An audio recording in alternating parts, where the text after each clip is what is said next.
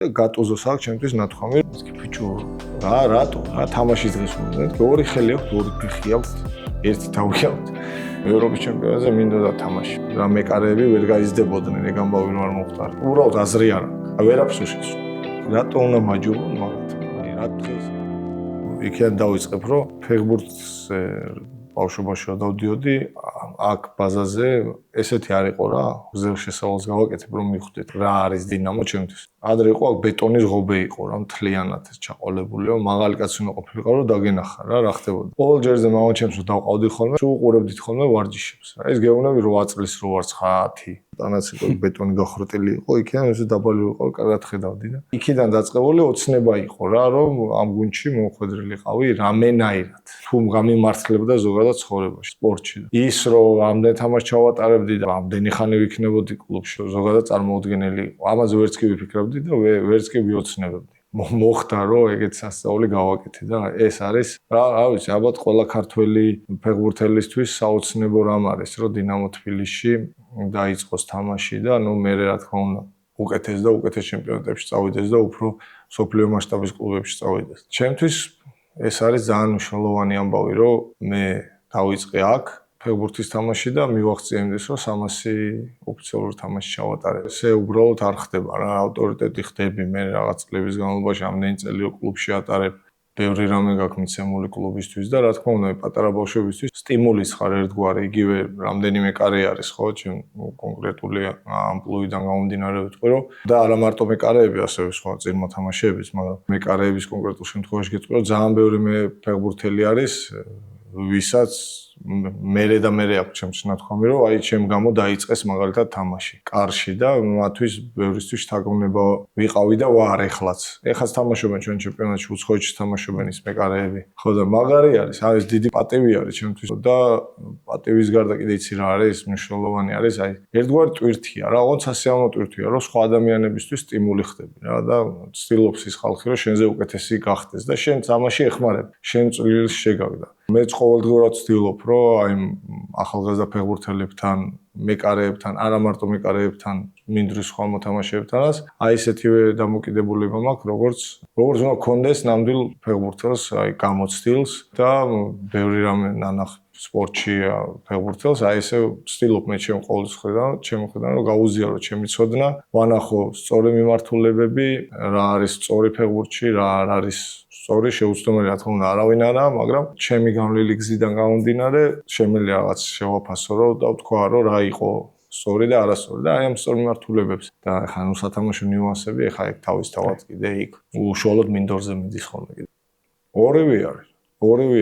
ტვირთად ცოტა ესე ტვირთი არ მგონია რომ იყოს, მაგრამ мотиваცია მაგარი არის, იმიტომ რომ როგორც მანამდე ვთქვით, სამაგალითო უნდა იყო ყველაფერში. იგივე სამაგალითო უნდა იყო მოგებული თამაშის მერეც და სამაგალითო უნდა იყოს კაპიტანი წაგებული თამაშის მერეც, იმიტომ რომ მას არანაკლები როლი აკისრია, ვიდრე მაგალითად თავარწნელს. ან არ ვიცი, კიდევ შეიძლება შევადარო, მაგრამ ალბათ ხო რა, უფრო თავარწნელზე არანაკლები როლი აკისრია კაპიტანს და ეს ძალიან მნიშვნელოვანია, იმიტომ რომ ეს არ არის უბრალოდ გეკეთოს რაღაცა სამკლაური და მორჩა. უნდა წაუძღვე წინ ბიჭებს, უნდა იყო მათთვის ლიდერი და ეხმარებოდე უშუალოდ აი არის ხოლმე რომ სიტუაციები, როდესაც გუნდი აი გრძნობ, რომ ვერ არის ისე და აი ამ მომენტში რომ სწორად დაელაპარაკოს, სწორად მიუდგე, იგივე ინდივიდუალურად, არა მარტო გუნდურად, არამედ შეიძლება ვიღაცა ხედავდე, რომ ვერ არის ისეთ განწყობაზე ან რაღაც თამაში არ მიზდის ის. ფეხბურთია რა, ვიღაცა შეიძლება წაუვიდეს, ვიღაცა არ წაუვიდეს და ამიტომ ვართ ჩვენ იქ, რომ ფეხბურთელები, არა მარტო მე, ასევე სხვა კაპიტნების, მარტო მე ხო არა ვარ კაპიტანი გუნდში და რომ ერთმანეთს გავამხნევოთ, დავეხმაროთ. ეს დიდი როლი არის და ტვირთი არ არის, უბრალოდ პასუხისმგებლობაა ძალიან დიდი, იმიტომ რომ პლუს ამას ემატება ისტორია კლუბის, რომელსაც პატივი უნდა სცე და გაითვალისწინო ის ხალხი, ვინც მანამდე იყო შენამდე კაპიტანი, ამ კლუბს ვინც კაპიტნობდა რა და აი ამ ყველაფერს გათვალისწინებ, დიდი პასუხისმგებლობაა.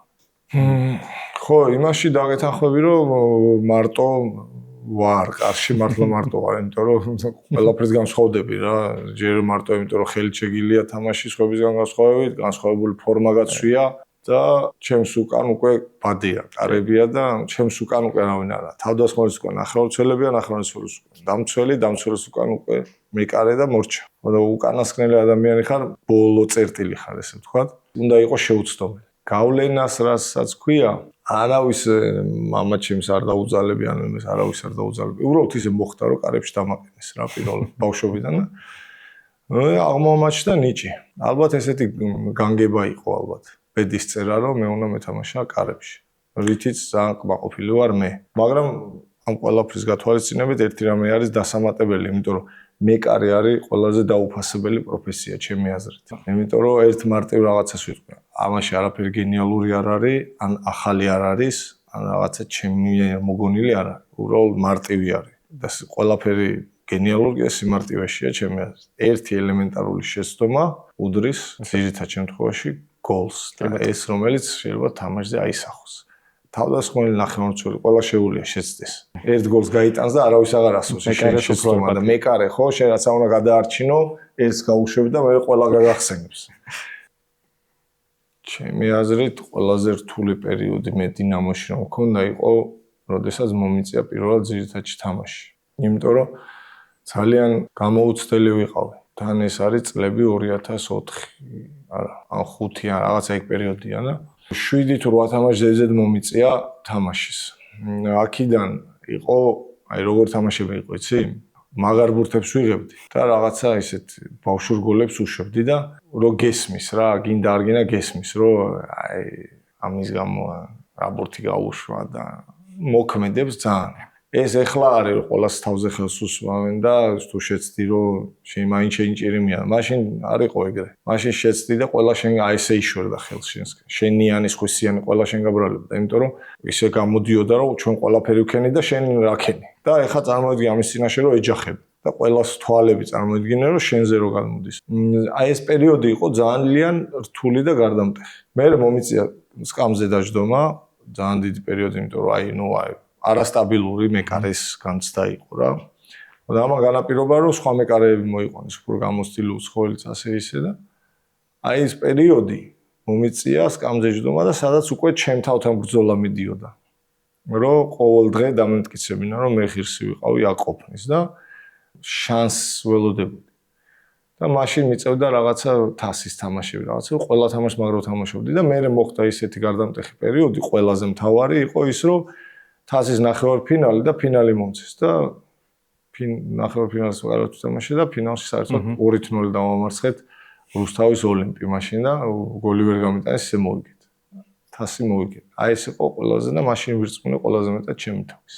აი ეხლა რო შემეძლოს დაბრუნება ვეთყოდი რომ აი არ ინერვიულო. აი არ ინერვიულო რა, ოღონდ არ ინერვიულო ფეხებზე დაიკიდე რა, ესეც ცოტა ისეთ სიტყვა, მაგრამ აი ოღონდ კაი გაგებით ნათქვამი რომ არ ღირს რა, ანუ აზრი არ აქვს. რაც უნდა გასკდე ინერვიულო რომ აი შეცდომა დაუშვა. იცი როგორ ნერვიულობდი ამ შეცდომებზე რომ აი ოღონდ იმდენად დიდი წნეხი იყო ჩემზე წამოსული რომ აი რაღაც no name ფეხბურთელი დინამო თბილისში თამაშობდა, აი ყველა და აბა და როგორ საიდან ვინ და ძალიან რთული იყო რა და ვეთყოდი რომ აი აზრი არ ნერვიულო, აი ვერაფერს შეცვლა. ყველაფერი მოვა. პირიქით მაგ ნერვიულობით მე უფრო უაზრო შეცდომები მომდი. მაგრამ ეგეც გარდა იმისა რომ საფეხბურთო გამოცდილება ეს კიდე დამატებით არის ცხოვრებისეული გამოცდილებიდან გამოწვეული და ნუ ყველაზე მნიშვნელოვანი არის არასდროს არ ნერვიულო. ანუ უბრალოდ აზრი არ აქვს. აი ვერაფერს შეცვლა. უბრალოდ ცივი გონება. აი ცივი გონება ყველაზე მაგარი რამეა. ფანობასთან შეჯახება მომიწია გერმანიაში. აი სად არის ფანობა? აი ეგ სხვა დონეა საერთოდ რა. მე ეგეთი რამე არ მინახავს. ბუნდესლიგის ფანობა რო არის, მეორე არის, მესამეა, პირველია ყველგან ერთნაირად. ჩვენი კლუბი იყო მეორე ბუნდესლიგის, მაგრამ ყველა იმას იძახდა რომ ფანობით ვართო პირველი ბუნდესლიგის დონეო, კლუბითო მეორე ბუნდესლიგა ვართო. აი ფანობა არის მან თუ არის. ესე იგი ხალხს რა დონეზე აქვს სიყვარული კლუბი განა კონკრეტული ფეხბურთელების მიმართ. კლუბის მიმართ აქვს სიყვარული. იქ მე ვიქნები ის იქნება ვიღაცა ვინც არ უნდა იყოს, მათი გერმანელი, არა გერმანელი, ისინი კი არ უყვართ. იმათ უყვართ ის კლუბი. მოდიოდნენ, აი ხო გეუბნები 24500 ადამიანი ეტეოდა სტადიონზე. წლებით ადრე არის აბონემენტები გაყიდული და რაღაც 500 თუ 400 ადგილი რჩება იმათთვის რა, მოწინააღმდეგე გუნდებისთვის რა, დაარიგონ, პლუს ვისაც იქვე უნდა მისვლა. ხო და ესე იგი აი კულტურა რა დონეზე არის, ანუ ეს მეტყველებს განა მარტო საფეხბურთოზე, ზოგადად ადამიანების კულტურაზე, როგორი ამაღლებულები არიან, რომ აი უყვართ, რომ ეს ფეხბურთზე ეს დღესასწაულად არის ოჯახებით მისვლა ბავშვებით, ჯერ სანამ იყო 2 საათ ადრე იქ რაღაცა ლუდები, ეს რაღაცა ისტორია, საუბრები, გულშემატკივრობის ერთი მე თამაში რომ თავდებოდა, ყოველ სახლ თამაშის მერე ეს ორი ფეხბურთელი ვალდებულები ვიყავით, რომ გავსულიყავით, განა ეს მორჩა და წავედით. ეგრე კი არ იყო, თამაში რომ მორჩებოდა, იქ კიდე გაშლილი იყო ისინი აქვს პერგოლები, ისინი ბევრი რაღაცეები და გიწევდა ჩაულებრივად უნდა გასულიყავი ფორმით კლუბის მასში და ურთიერთობა უნდა ქონოდა, ანუ ყველა ფანთან. არა მარტო რასაც ქვია ფანი, არამედ ნებისმიერ გულშემატკივართან. აი ჩაულებრივ თემებზე გვიწევდა საუბარი, ანუ აი როგორც ჩვენ საუბრობთ, ეგრე ნებისმიერ თემაზე და რაღაცა საჭმელით ხელში აღაზრდად გახარ, შვედური მაგი და ლუდით ხელში შენს ფეხბურთელი ისინი ჩაულებრივად და ლოცვავს და რაღაცა. ანუ ხოხტები რა. ცოტა ინტელექტი რო გაგაჩნია, ეგეთ რაღაცებს არ ახსევ ყურადღებას. ხო და ანუ სისულელია უბრალოდ. ყველა ადამიანები ვართ. ხო და აი ეგ იყო ნამდვილი ფანობა. ეხლა რო დაუბრუნდეთ მე კიპრი კიდე უკვე ესენი ცოტა ისა გიჟები არიან. მანდ უკვე აი მანქანების დაწვა, ბორბლების გახეთქვა და ეგეთ რაღაცეებზე მიდიოდა. აი სამხრეთია რა და სხვა რაღაცეები მატულობს სისხლში. ამის გათვალისწინებით ეგ ცალკე გიჟურია. ჩვენ რაც შეგვეხება და ხა ჩვენ გულშემატკივარს ბოლო პერიოდში უკვე დადებითი ტენდენცია არის, რამოდენიმე თამაშია. არ შეიძლება ეს შეფასება ჯერ იმედს ვიტოვებ, რომ ესე გაგრძელდება, იმიტომ რომ დინამო თბილისი ერთადერთი კლუბია საქართველოში, რომელიც ამხელა ისტორია გააჩნია რა. ყველაფერს პატივსცემ, მაგრამ დინამოა მაინც ყველა ქართველისთვის. თან თბილისში ხა დავიჯერო არ არის იმდენი ადამიანი, ვისაც არ შეუძლია 1/3 მაინც რო გაავსოს მთელი სტადიონის. ეხა არის კარგი ტენდენცია და იმედია ესე გაგრძელდება. უბრალოდ თხოვდი იმ ადამიანებს, რომ მათ უყვართ კლუბი, ვინც მოდის. მათ არ უყვართ არც მე, არც ის, საერთოდ არავის სიყვარული არ აქვს. იმიტომ რომ დღეს ჩვენ ვთამაშობთ, ხვალე აღარ ვთამაშობთ. კლუბი სულ რჩება, მუდამ იქნება. აი კლუბის სიყვარულის გამო, რომ მათ ნამდვილად უყვართ დინამო თბილისი და ესეც დახმარებაა ჩვენთვის ფეხბურთელებისთვის. რა თქმა უნდა, ფეხბურთელების გამოც მოაქვს თავად კეცბას გამომოდის ხალხი, ყველას გამომოდის რა, მაგრამ თავარი მაინც კლუბია. აი ეს სიყვარული, როდესაც გაჩნდება ბავშვობიდანვე კლუბის მიმართ. მე ისინი გაიზრდებიან, სხვა კულტურაზე დაფუძნებული სიყვარულით იზრდებიან და ეს უკვე მე უფრო მეტ ადამიანს მოიყვანს. მე ესე მგონია და იმედია უფრო და უფრო მეტი ადამიანი მოვა, რომ ის სიამოვნოს არა მარტო ფეხბურთელს სიამოვნებს, როდესაც ხალხი მოდის და ტაშს უკრავს. ეს არის თავარი. და მაყურებელს კიდე უყვარს, როდესაც ბევრი გოლი გადის და კაი თამაში მიდის და ერთი მეორეს გარეშე არ გამოდის რა. სინთეზი ეგ არის, რომ ხალხი მოვიდეს, გულშემატკივრები გულშემატკივრებს საკუთარ კლუბს და ჩვენი მხრიდან ყველაფერს ვეცდებით რა. რომ გავახაროთ ის ხალხი, მოსული გულშემატკივარი რა. მან ვნახე ნამდვილი ფეხბურთი. საკლუბო ფეხბურთი რა არის? იმიტომ რომ მეორე ბუნდესლიგა, აი თუ არ ჩავთვლით ბავარიას, დორტმუნდი, დანარჩენი, აი კიდევ ალბათ ლევერკუზენი, დანარჩენი ისეთი კლუბები არიან, აი ესე ადიან, ჩამოდიან პირველ მეორე კაიზერსლაუტერნი, ენერგია კოტბოსი, ბოხუმი, შალკე, ჰამბურგი, ანუ თითქმის ერთ და იგივე, მეორე და პირველ ბუნდესლიგაში დიდი სხვაობა არ არის, გარდა იმ ტოპ კლუბებისა. დანარჩენი ყველა კეოლნი, აი ყველა ერთი დონეა. და აი ამათთან რომ მომიწია შეხება უშუალოდ, აი მაშინ მივხვდი რომ აი ეს არის ფეხბურთი. ეს არის საკლუბო ფეხბურთი, რაც უნდა არსებობდეს ნამდვილად რა. სხვანაირი ინტენსივობა, სხვანაირი მიდგომა, აი მაგრამ ამ ყველაფერში კიდე ის ქვეყანას უწყობს რა ხელს რა. ის კი არ არის რომ აი ხალხი რო აიყვანო და შეიძლება სხვა ქვეყანაში ჩასვა, შეიძლება ეგრევე ვერ ითამაშო რა. ის იქაური გარემო ბუნდესლიგის ყველაფერი განაპირობებს აი ამ შედეგს, რასაც დებს ბუნდესლიგა, პირველი, მეორე, ახლა უკვე მესამეც. ხო და ნუ აი მე მაგარი გამოცდილება მივიღე და აი რავი, ჩემთვის ვიზახდი რომ ნეტა ადრე რატო არ მომიწია თქო და ზოგადად ფეხბურთი თუ გიყვარს, მან დარჩები მთელი ცხოვრება. თუ გაქვს შესაძლებლობა რომ დარჩე, მან უნდა დარჩე მთელი ცხოვრება. რავი 17 წელი ახლა მე მგონი პატარა დრო არა ეროვნულ ნაკრებში ყოფნა და აი როგორც იოლი არ არის 17 წელი ნაკრებში ყოფნა, ისე იოლი არ იყო მაგალითად იქიდან წამოსვლა რა, დატოვება. ხო.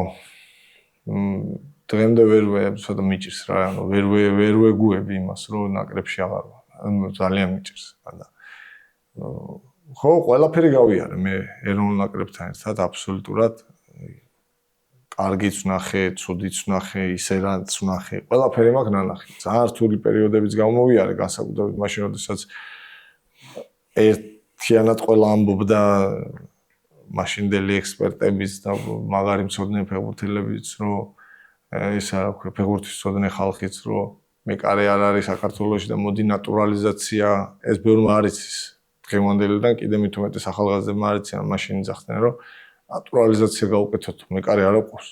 და ვართ იქ. იყო მე ჩემ თავზე არ იყვნენ მეკარეები, ვისაც არ უნდა ეთქვათ. როგორი მოსასმენია. ეგ პერიოდი გავიარე. და მადლობა რომ გავაჩუმე. ეგ ხალხი შევძელი და რომ არავინ არ იცის კიდე რა მეკარეები ვერ გაიზრდებოდნენ, ეგ ამბავი რომ არ მომხდარიყო. აი ეს სიმძიმეები და ეს ბნელი და შავი დრო მაგ გავლილი.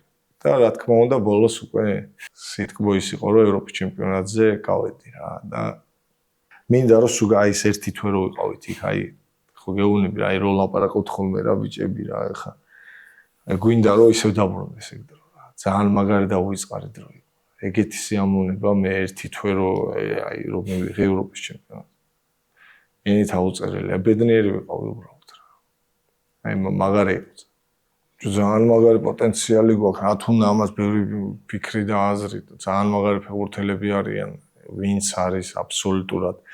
არა მარტო ნაკრებში ვინც არიან და კანდიდატები ვინც არიან, ახალგაზრდულში ვინც არიან, ძალიან მაგარი თაობები მოდის. რა იგივე მეკარებია იქ. მარტო მეკარებია იქ, просто რა მაგარი და ის მოდის, რა ქვია, თაობა რა. ნებისმიერ ასაკში. მე მგონი ახლა ერთ-ერთი საუკეთესო პერიოდია ალბათ. ნიჭის ხრივ და ტალანტების ხრივ და პლუს ამას დამატებული რაც ადრე არის პროფესიონალიზმი აი ეს მაგარი ის არის რა სინთეზი არის რა მე მგონი რომ რაც დრო გავა უფრო მაგარი და მაგარი ფეხბურთელები წამოვლენ და გვეყოლებიან ნაკრებში და ისეთი იქნება რა არჩევანი იქნება ძალიან მაგარი სერთულით აი ის ესპანეთს რო ვეთამაშეთ რა აგეთხა ეს გიჟე გავიარე მე 2012 წელს მე არ ვიცი მაშინ რა მოხდა მაგრამ სადაც რაც უნდა გაგეხსნა რაც უნდა გენახა ყველა იყო ესპანეთი ანუ მესმის ყველა დროის საუკეთესო ნაკრები იყო მაშინთან ესპანეთი ევროპა სოფლიო მოგებული ყველა იყო ვინც ანუ ხალხი იყო მაცანახლად მოსული რა აი გადატენილი თუ გახსოვთ აეროპორტში დახვედრები და ვის ახსოვს საქართველოს ვინა ვარ საერთოდ არავის არაფერი არ არის აი როგორი ბრაზი მომივიდა იცი შე ვერ აგიხსნი აი მე და კაშო ვიყავით მაშინ ოთახში ერთად და აი კაშოს ვეუბნები მეთქი ბიჭო რატო რა თამაშის დღეს უნდა მეთქი ორი ხელი აქვს ორი ფეხი აქვს ერთი თავი აქვს ჩვენაირი ადამიანები არიან მეთქი რატო უნდა მაჯობონ მაგათმა აი რა დღეს ხამე რატო უნდა მოგვიგონ მეთქი რა ვერ მოგვიგებ აი იყო ყველაზე მაგარი თამაში რა აი ამ იმით გავედი რომ მეთქი რატო უნდა გვაჯო აი ტრაუმა კი მივიღე მაგრამ აი სირთულით ეგ იყო და მანამდე ვიტყოდი ჩემთვის ერთ-ერთი რთული თამაში რაც იყო ეს იყო აი სლოვენიაში რომ მომიწია თამაში საერთოდ არც ვიცოდი რომ მიწევდა თამაში და უცებ თამაში წინ გავიგე რომ თამაშობდი შოკი მქონდა რა ეგეც მაგარი თამაში მქონდა მე უკვე ხო ყველა თამაში ნაკრებში ახლა განსაკუთრებულია ვერ იტყვი რა რომ ნაკრებში რომ აი რაღაცას მიეჩვიე რა ჩვენთან ეროვნულ ნაკრებში ეგეთ რამე არა აი ყველა თამაში თითქოს პირველი თამაშია რა ისეთი ემოცია და განსაკუთრებით დინამოზე რო თამაშობდა ხალხი რო ივსება და და ურო არის და ერთმანეთის რო არ გესმის და აი ელემე რო უყვირი 2 მეტრაში თაგუნდეს და რო არ ესმის აი რო რაღაცა სმუთის ადრენალინი რაღაცა სისხლი ჩქებს ხანაი მაგ თამაშს მე გამიცნო ძირითადად თემა ქვეყანა რა მაგ თამაშმა განაპირობა მან დავიბადე მეთქი რაღაცა არა, მაგრამ ნუ მან დაიბადა ჩემი სახელი საქართველოს მასშტაბით რა, სადაც გამიცნო სრულიად საქართველოს. ყველგან მე ვიყავი, რა ვიცი, პრაიმი იყო ეგ პერიოდი რა და მე ძალიან სიამოვნებდა. ძალიან მომწონდა და ძალიანაც ბედნიერი ვიყავი რა. კიდე კაი უფრო უკეთესი იქნებოდა რომ წავსულიყავი უფრო მაღალ დონის ჩემპიონატში, მაგრამ ნუ რაც იყო ის რომ ქვეყანამ გამიცნო, ეს ძალიან მნიშვნელოვანი იყო ჩემთვის. სრულიად საქართველოს გამიცნო მე მაშინ მაგ ხამეს. და ეს იყო ნაკრებში გარდამტეხი პერიოდი. წყდება გული იმის გათვალისწინებით, რომ დღეს რო იოლია მაგალითად ნებისმიერ ჩემპიონატში წასვლა არ იყო ჩემ დროს ეგეთი იოლი, რაღაცა ისეთ ბიუროკრატიულ უაზრობებს ვეჯახებოდი, რომ მე თვითონ მე რა ვიცი, ჭუამ ხო ხდები რა, საღად მოაზროვნე ადამიანი იფიქრებ, რომ რაღაცა უაზრო მე ხო სპორტსმენი ვარ, მე ვარ ფეხბურთელი, მე მინდა ფეხბურთის თამაში და მე ვერ მივდივარ იმ პრემიერ ლიგაში, იმიტომ რომ რაღაცა სხვა რაღაცეების გამო. ანუ ეგ ცოტა უკვე რასიზმს მიაგავს. რა, სულ მაგას ვიძახდი, რომ აქ გვაწერია no racism მეთქი. აბა ის რა არის მეთქი. ამის გამო რო ვერ მივდივარ. ცოტათი ისეთია. ჩემთვის გაუგებარი იყო რა და მე ეს ყველაფერს განვითარებასთან ერთად ეს ყველაფერი რამე შეიცვალა აბსოლუტურად და დღეს აქ რო ხარ და იქით სამხრეთ ამერიკაში ჩართავ და ამით შეიძლება წაიყვანო ფეხბურთელი იქ. მაშინ ეგრე არ იყო უბრალოდ და რაღაცა უაზრო კრიტერიუმები უნდა დამეკმაყოფილებინა. რომელსაც მე როგორც ფეხბურთელი გიორგი ლორია ვაკმაყოფილებდი. მაგრამ იმის იქით ვერა. ანუ აი მაღაზია მწყდება რომ ვერ ვითამაშე უფრო მაღალ ჩემპიონატში რა. როდესაც შემეძლო და ეხ ჩემი სიტყვები არ არის რა, ეხლა არ მინდა თავიდან გამმეორდე და რაღაცები დავიწყო რა ვარიანტები მქონდა და რაღაცები და უბრალოდ ერთ რამეს გეტყვი გატუზოს აქვს ჩემთვის ნათქვამი რომ მე ხო არ მიცნობ მაშინ. და რო გამიცნო თვითონ მითხრა ერთ-ერთ თამაშის წინ ვიყავით რომ შენ რო ჩვენთან დაბადებულიყავიო სულ იქნებოდი მილანის თავარი მეკარე და იტალიის ნაკრებშიც.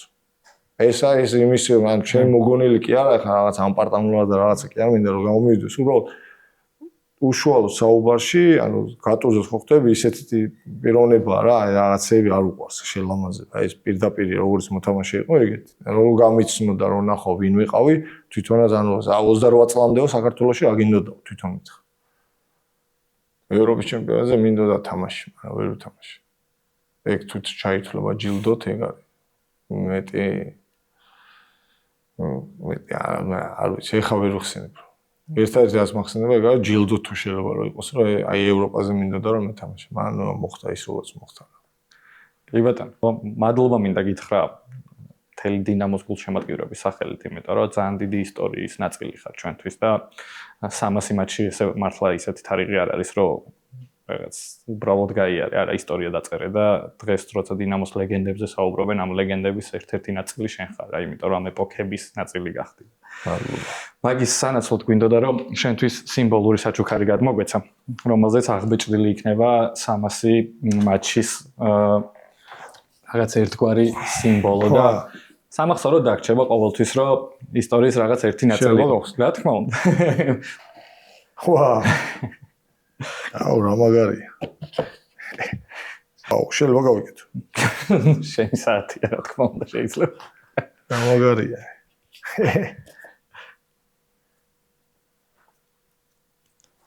ვაუ. ხოდადის. კი.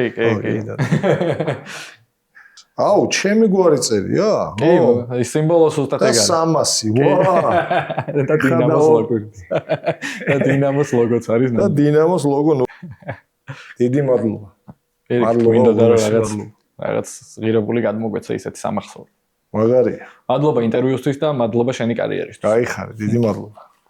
ბიჭო, რა მაგარი საათია.